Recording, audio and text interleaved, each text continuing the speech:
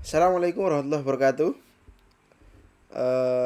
Berjumpa lagi dengan saya, Munur Said. Nah, di sini kita akan melanjutkan materi mata kuliah pengantar pendidikan. Kita masuk pada bab 3.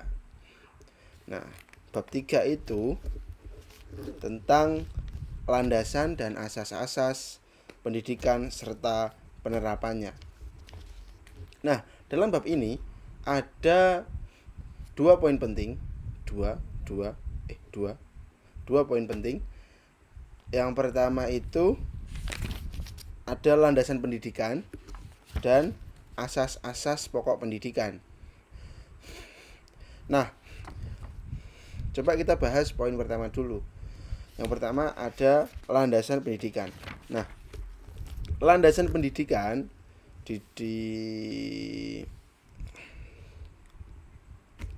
ada 4. Yang pertama itu landasan filosofis, yang kedua sosiologis, yang ketiga kultural, dan yang terakhir itu teknologi ilmiah atau ilmiah dan teknologi. Itu. Nah, ini empat pokok bahasa ini yang akan kita bahas. Yang pertama, landasan filosofis. Saya akan bacakan sedikit yang ada di materi.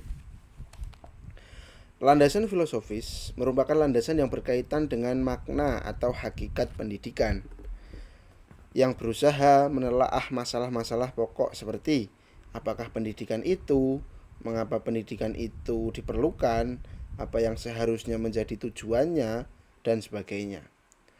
Landasan filosofis adalah landasan yang berdasarkan atau bersifat filsafat.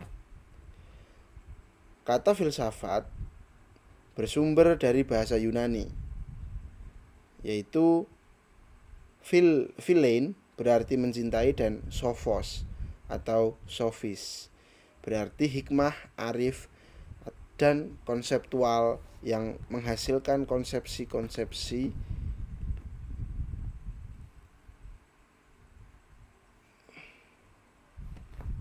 mengenai kehidupan dan di dunia. Nah, landasan filosofis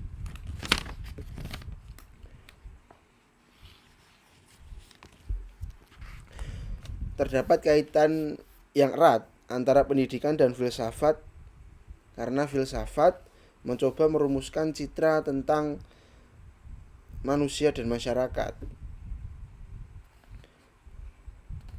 Nah, sedangkan pendidikan itu berusaha untuk mewujudkan cita-cita itu.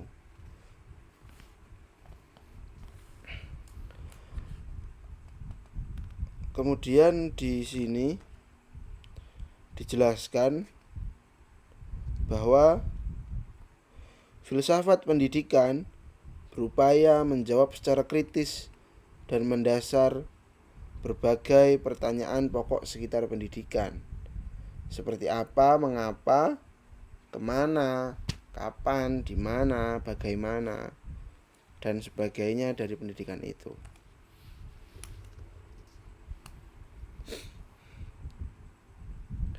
Banyak sekali kajian-kajian yang dilakukan oleh berbagai mungkin profesor ataupun ilmuwan filsafat, ahli-ahli filsafat dengan berbagai cabang ini di sini seperti logika, epistemologi, etika, estetika, dan metafisika, dan lain-lain. Nah, peranan filsafat dalam bidang pendidikan berkaitan dengan hasil kajian antara lain tentang A. Keberadaan dan kedudukan manusia sebagai makhluk di dunia. B. Masyarakat dan kebudayaan. C. Keterbatasan manusia sebagai makhluk hidup terbanyak menghadapi tantangan. D. perlunya landasan pemikiran dalam pekerjaan pendidikan, utamanya filsafat pendidikan.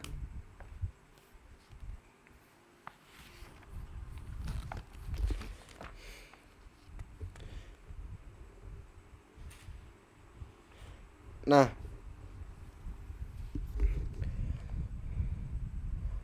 di sini ada ahli filsafat namanya Wayan Ardana.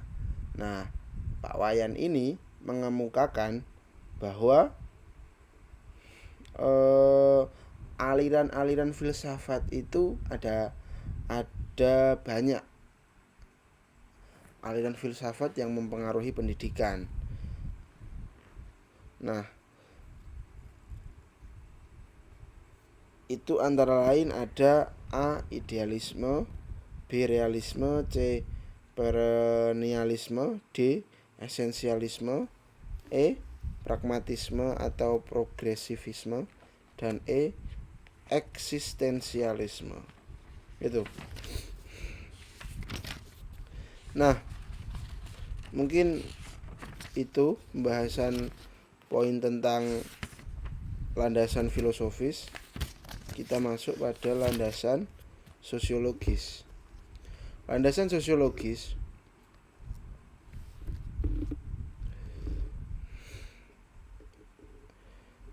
dalam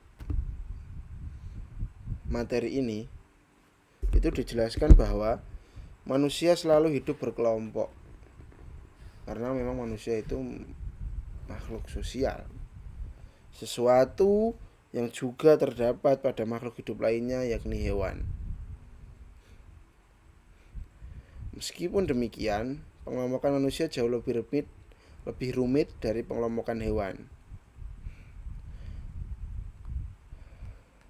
Nah, pada hewan, hidup berkelompok memiliki ciri. Ini hewan ini. Kelompoknya menurut Pak Wayan tadi ada satu, adanya pembagian kerja yang tetap pada anggotanya. Yang kedua, ada ketergantungan antara anggota. Yang ketiga, ada kerja sama antar anggota. Yang keempat, ada komunitas antar anggota. Dan yang terakhir, yang kelima, ada diskriminasi antar individu yang hidup dalam suatu kelompok tersebut.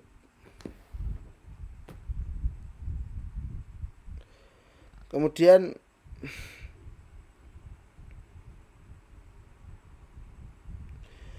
di sini dijelaskan bahwa filsafat sosial sering membedakan manusia sebagai individu dan manusia sebagai anggota masyarakat.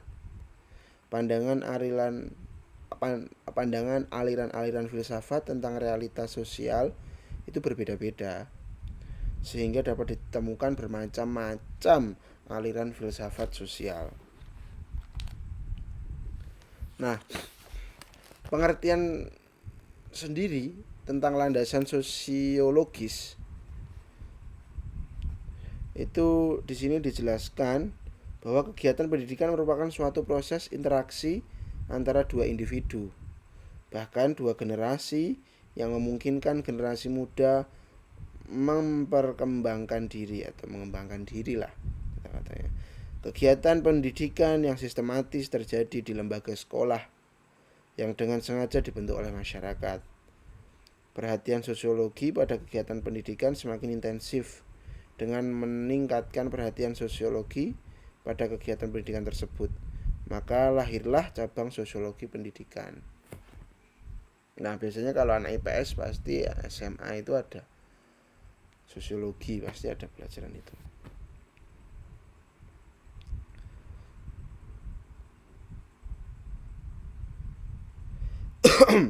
Nah, sosiologi pendidikan merupakan analisis ilmiah tentang proses sosial dan pola-pola interaksi sosial yang terjadi di dalam sistem pendidikan itu sendiri.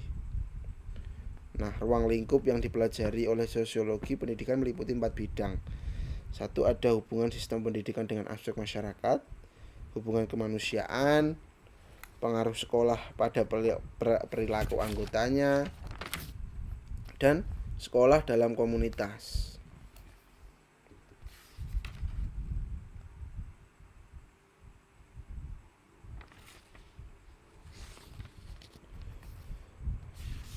Kemudian lanjut pada landasan kultural. Pengertian landasan kultural. Kebudayaan sebagai gagasan dan karya manusia itu sendiri, beserta hasil budi dan karya itu akan selalu terkait dengan pendidikan, utamanya belajar.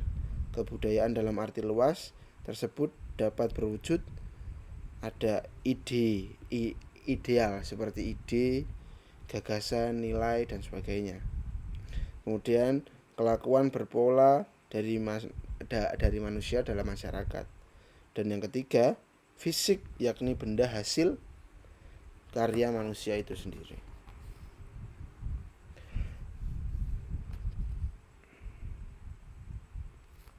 Nah, kebudayaan di sini dapat dibentuk dan dilestarikan atau dikembangkan karena pendidikan itu sendiri.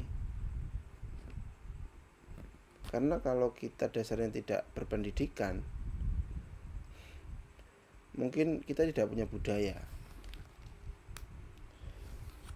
Nah, di sini dijelaskan sebagai contoh dalam penggunaan bahasa, setiap masyarakat dapat dikatakan mengajarkan kepada anak-anak untuk mengatakan sesuatu. Nah, seperti kapan hal itu dikatakan, bagaimana cara mengatakannya, kemudian kepada siapa kita mau mengatakannya. Nah, seperti itu. Contohnya, contoh gampangnya berarti bahasa. Ketika kita masih kecil, pasti kita diajarin bahasa Indonesia, entah bahasa daerah masing-masing. Kalau misal kita di Jawa itu ada unggah-ungguh bahasa. Nah, dari situ kita waktu kecil pasti diajarin bagaimana cara kita ngomong kepada orang tua, bagaimana cara kita ngomong kepada kerabat atau teman main dan yang lainnya. Itu landasan kultural. Nah, kemudian yang keempat adalah landasan psikologis.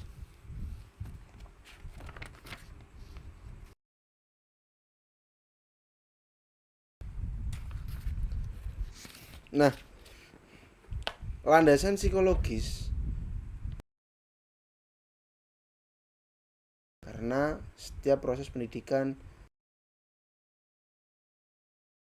menyangkut tentang kejiwaan manusia.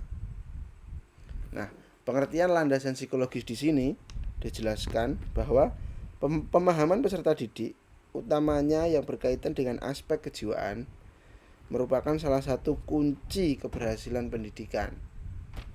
Oleh karena itu, hasil kajian dan penemuan psikologis sangat diperlukan penerapannya dalam bidang pendidikan.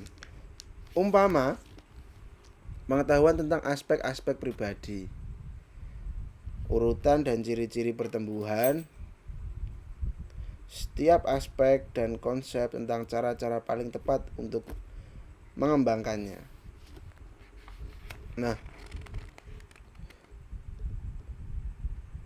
untuk maksud itu psikologis menyedot manusia pada umumnya, serta gejala-gejala yang berkaitan dengan aspek pribadi. Individu memiliki bakat, kemampuan, minat, kekuatan, serta tempo dan irama perkembangan yang berbeda. Nah, landasan psikologis sangat penting dalam proses pendidikan itu sendiri. Karena seumpama kita sebagai pendidik, kita harus tahu psikologis anak-anak atau psikologis peserta didik kita itu bagaimana. Karena setiap satu peserta ataupun satu siswa dengan siswa yang lain itu pasti memiliki psikologi yang berbeda. Mereka punya bakat yang berbeda, minat yang berbeda, dan kemampuan untuk menangkap pelajaran atau informasi itu berbeda-berbeda. Makanya di dalam mata kuliah ini di dalam pembahasan landasan pendidikan ini, landasan psikologis itu sangat penting. Nah, kemudian kita masuk pada landasan ilmiah dan pendidikan teknologi.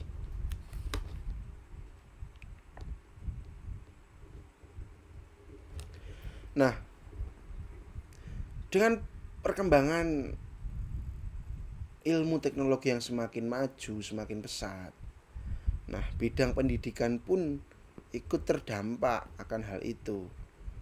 Nah, maka semakin kompleks pendidikan di dalam segala aspeknya. Nah, konsekuensi perkembangan pendidikan itu menyebabkan penataan kelembagaan, pemantapan pendidikan itu,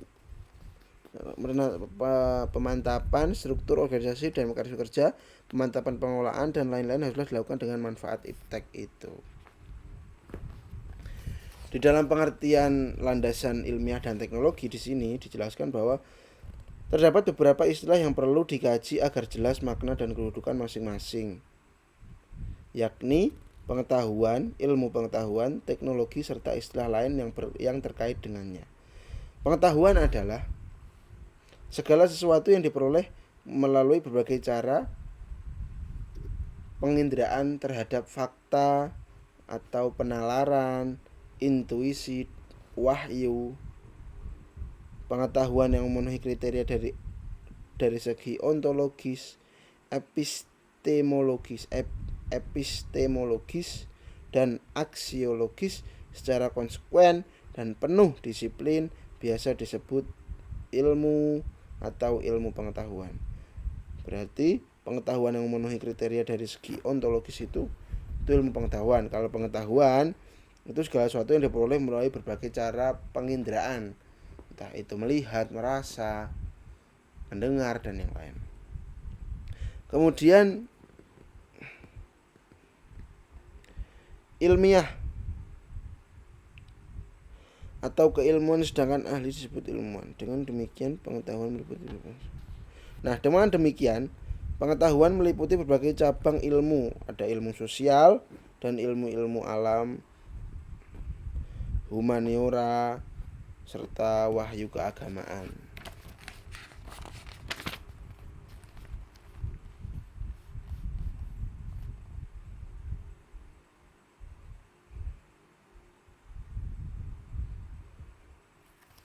Nah, kalau kita perjelas dalam pembahasan ini bahwa landasan ilmiah dan teknologis itu berkaitan dengan iptek, ilmu pengetahuan dan teknologi itu sendiri.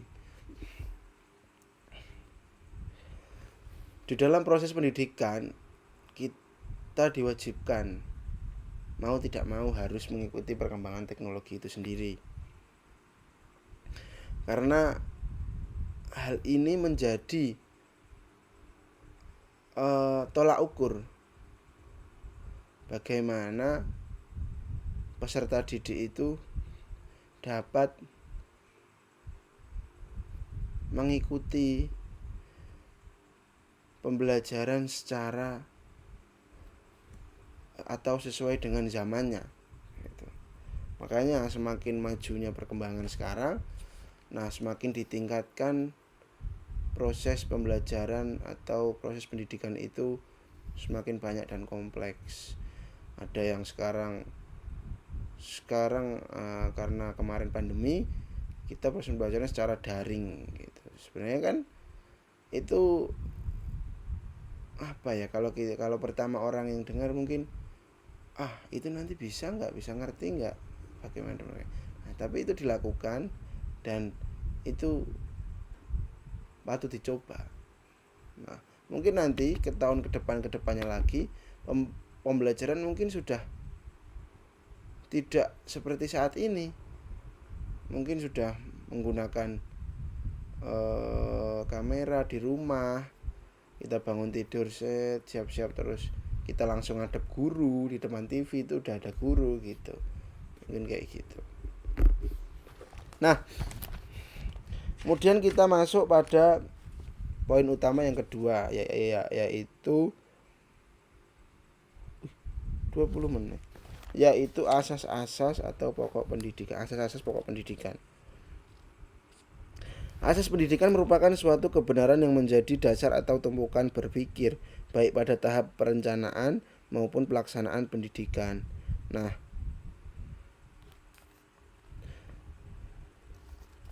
Nah, di dalam poin ini ada beberapa asas pendidikan. Satu itu ada asas Tuturi Handayani. Nah, asas Tuturi Handayani adalah asas yang paling terkenal di Indonesia yang dikemukakan oleh Ki Hajar Dewantara.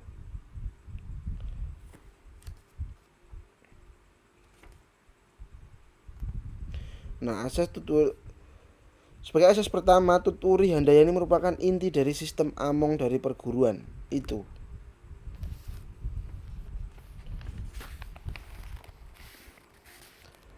Nah, ada 3 semboyan yang kalau kalian dengar itu ing ngarsa, ing madya, Tuturi Handayani. Ing ngarsa sung tulodo, ing madya mangun karsa, Tuturi Handayani. Maksudnya ing ngarsa sung tulodo jika di depan menjadi contoh, ing madya mangun karsa jika di tengah-tengah membangkitkan kehendak dan hasrat untuk memotivasi, dan Tuturi Handayani jika di belakang mengikuti dengan awas. Kemudian ada yang kedua, ada asas belajar sepanjang hayat. Nah, kemarin kita udah jelasan di bab kedua, belajar sepanjang hayat, lifelong learning merupakan sudut pandang dari sisi lain terhadap pendidikan seumur hidup. Nah,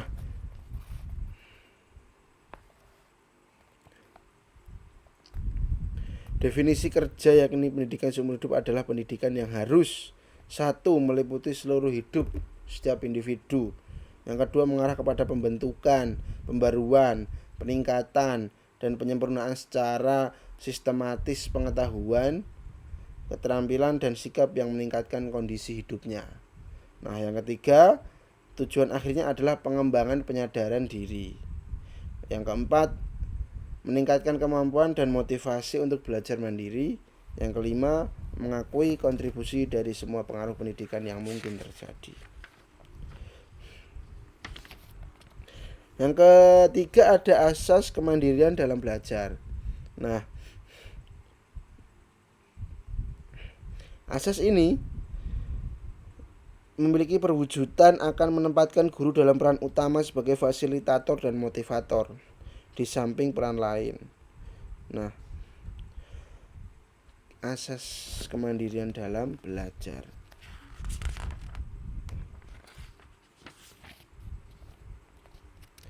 Nah, dalam itu tadi udah bahasan terakhir. Nah, rangkumannya, simpulan, pendidikan selalu berkaitan dengan manusia dan hasilnya tidak segera tampak. Diperlukan satu generasi untuk melihat hasil akhir dari pendidikan itu.